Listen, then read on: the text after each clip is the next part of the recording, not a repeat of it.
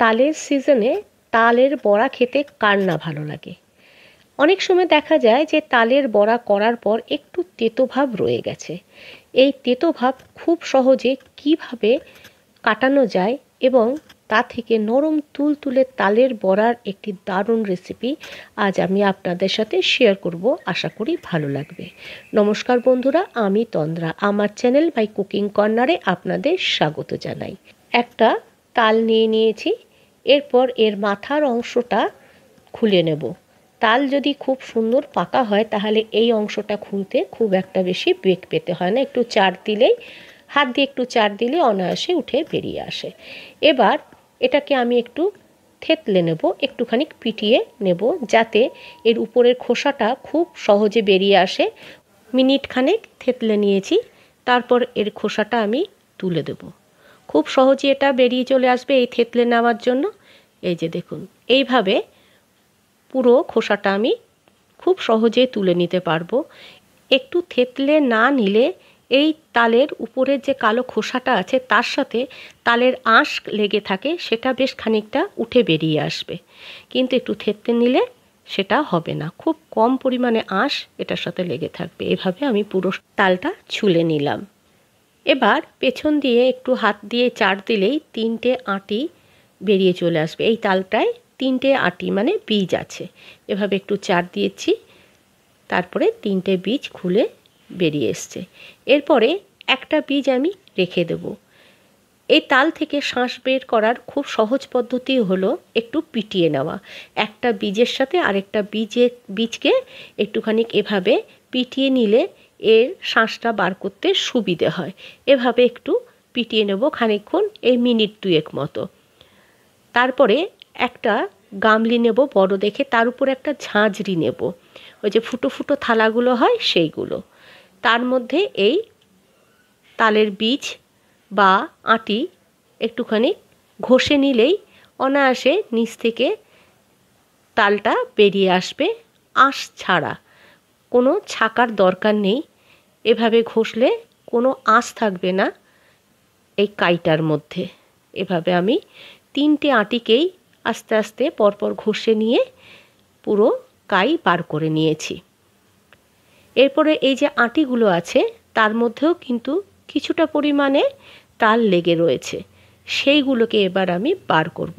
একটা বড় পাত্রের মধ্যে খানিকটা জল নিয়ে নিয়েছি, তারপরে এই বীজগুলোকে কচলে কচলে ধুয়ে নেব।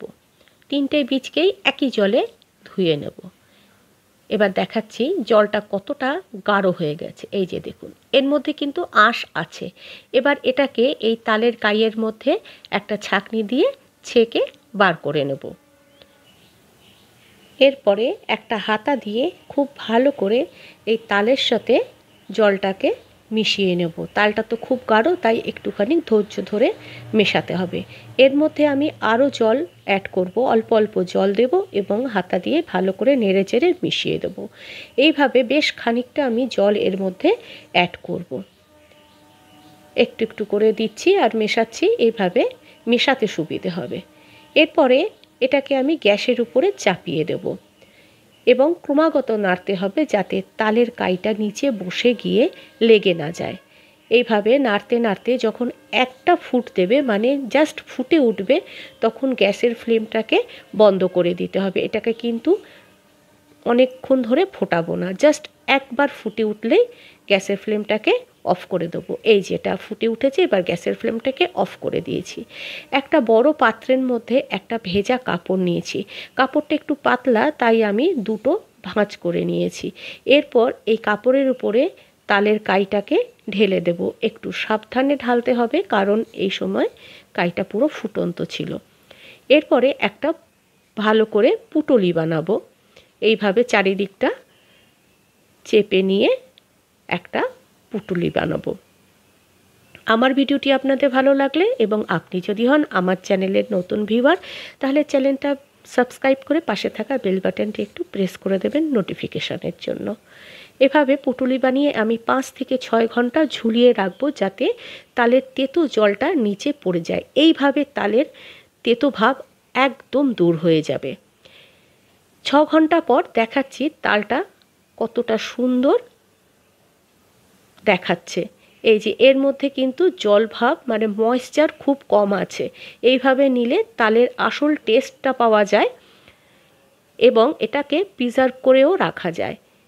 এখান থেকে অর্ধেক তাল আমি নিয়েছি এবং অর্ধেক তাল একটা এয়ারটাইট বক্সে ভরে ডিপ ফ্রিজে রেখে দিয়েছি অফ সিজনে খাবো বলে। এই যে হাফ তাল নিয়েছি। এবার এর মধ্যে কিছু উপকরণ মেশাবো। উপকরণটা নির্ভর করবে তালে কতটা ময়েশ্চার আছে তার উপরে। এখানে আমি ফার্স্টে দিয়ে দিলাম ময়দা, একটা হাতা দিয়ে 1 হাতা আর অল্প একটু ময়দা দিয়েছি। সমপরিমাণ সুজি দিচ্ছি। সুজির বদলে কেউ চালের গুঁড়োও দিতে পারেন। সুজি এবং চালের গুঁড়ো দুটো দিয়ে দিলে কিন্তু বেশি কড়া হয়ে যাবে। এরপর দিয়ে দিলাম চিনি। চিনিটাও একই পরিমাণ দিয়েছি। চিনি যে যার স্বাদ অনুযায়ী দেবেন। দিয়ে দিলাম নারকেল কোড়া। নারকেল কোড়াটা কম বেশি দেওয়া যেতে পারে। এরপর দিয়ে দিচ্ছি 4-5 চামচ গুঁড়ো দুধ।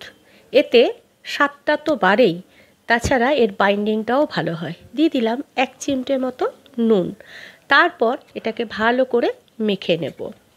তালের মধ্যে ময়েশ্চার যত কম থাকবে তত কম চালগুঁড়ি বা ময়দা বা সুজি লাগবে, তাতে বড়ার টেস্টটা ভালো হয়। ভালো করে মেখে নিয়েছি। এবার এটাকে রেস্টে রেখে দেবো। যেহেতু সুজি আছে, সুজি একটু ফুলবে, তাই 10-15 মিনিট রেস্টে রেখে দিয়েছিলাম। এবার আমি বড়াটা তৈরি করব। কড়ার মধ্যে বেশ খানিকটা তেল নিয়ে নিয়েছি।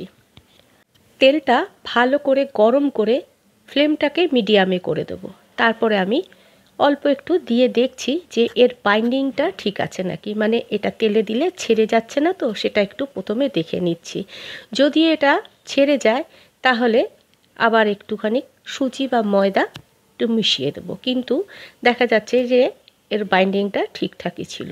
এরপর আমি আস্তে আস্তে বড়াগুলোকে ভেজে নেব। ছোট বড় যে যেরকম আকৃতিতে ভাজবেন ভেজে নিতে পারেন। নতুন পুরনো সকল বন্ধুদের কাছে অনুরোধ রইল, ভিডিওটি আপনাদের ভালো লাগলে একটা লাইক দিয়ে একটা কমেন্ট করতে ভুলবেন না এবং ভিডিওটি একটু শেয়ার করে দেবেন।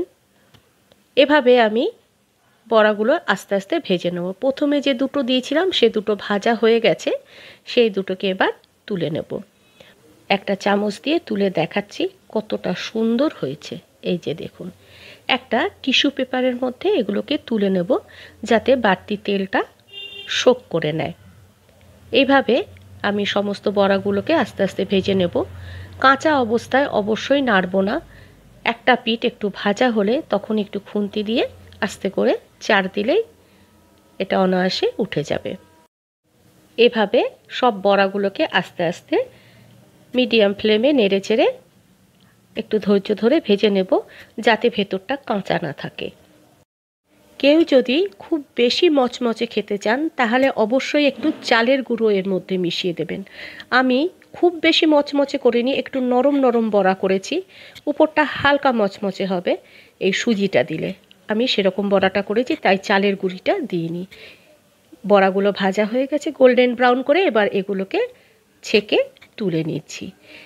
তারপরে সেকেন্ড ব্যাচ আস্তে আস্তে একইভাবে দিয়ে দেব এবং লো টু মিডিয়াম ফ্লেমে উল্টে পাল্টে ভালো করে ভেজে নেব। সব বড়াগুলো আমার ভাজা হয়ে গেছে, দেখতে দারুণ লাগছে, কালারটা খুব সুন্দর এসছে। এবার আমি একটা ভেঙে দেখাচ্ছি ভেতরটা কতটা সুন্দর হয়েছে। এই যে দেখুন, উপরটা মচমচে, ভেতরটা নরম তুলতুলে। এভাবে তালের বড়া করলে একদম তেতো লাগবে না এবং খেতে অপূর্ব হবে। এই যে দেখুন কতটা সফট হয়েছে। এভাবে একবার বানিয়ে দেখতে পারেন। ভালো থাকবেন, সুস্থ থাকবেন, একটু সাপোর্ট করবেন। ধন্যবাদ।